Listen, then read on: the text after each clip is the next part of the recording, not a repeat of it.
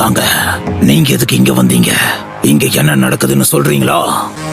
அது என் திட்டத்துல ஒரு சின்ன மாற்றம் ஏற்பட்டிருக்கு. என்னோட புது திட்டம் படி இந்த பாலத்துல தான் நீயும் சாக போற ஜாபூசா. என்ன? ஆச்சரியப்படாத, அதான் உன்னை வேலையை விட்டு தூக்கிடலான்னு முடிவு பண்ணிட்டேன்.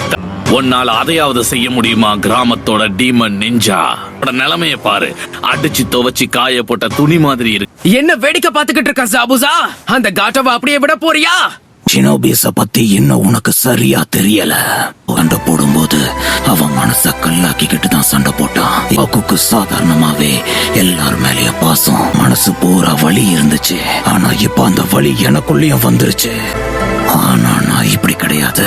அவன் கதை இப்படி முடிஞ்சது எனக்கு வருத்தமா தான் இருக்கு. கேக்குறான் ஆக்கு. ஒரு தடவை கூட நான் உன்னை பத்தி யோசிக்கவே இல்லை. அதுக்கு என்ன மன்னிச்சிர.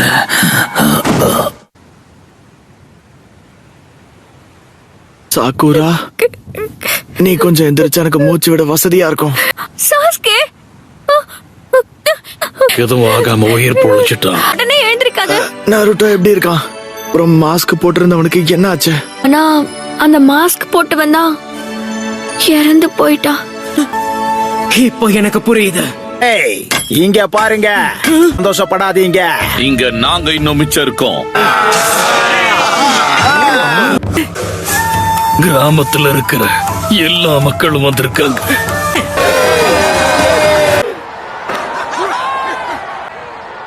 எல்லாம் முடிஞ்சிருச்சுன்னு நினைக்கிறேன்.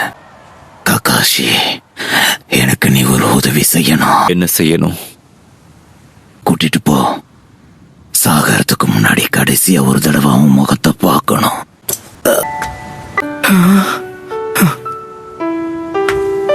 நன்றி.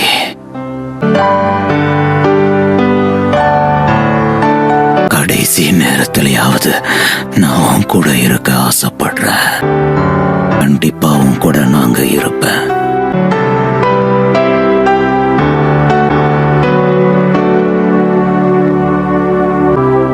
அவனுடைய கிராமத்துல எப்பவுமே பனிப்பொழிவா இருக்கும். அபுசா, ஒருவேளை நீ அவன் கூட சேர்றதுக்கும் வாய்ப்பு இருக்கு.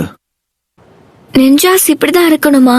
வாழ்க்கைங்கிற கையில எல்லா ஷினோபிஸுமே ஒரு கருவிதான். உங்க எல்லாருக்கும் நாங்க எல்லாரும் கடமைப்பட்டிருக்கோம்.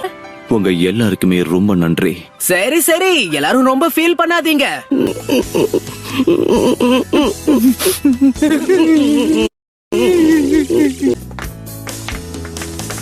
ஹே, சொல்லு. உன்னை கூப்பிடல நருட்டோ. சாஸ்கே, நாம திரும்பி போனதும் எங்கேயாவது வெளியில போலாமா? இல்ல பரவாயில்ல, அதெல்லாம் வேண்டாம். சாக்குரா, உனக்கு ஓகேனா நான் உன் கூட வரலாமா? என்ன? நான் அவன் கூட பேசிட்டு இருந்தேன். உன்னை யாரு கேட்டா?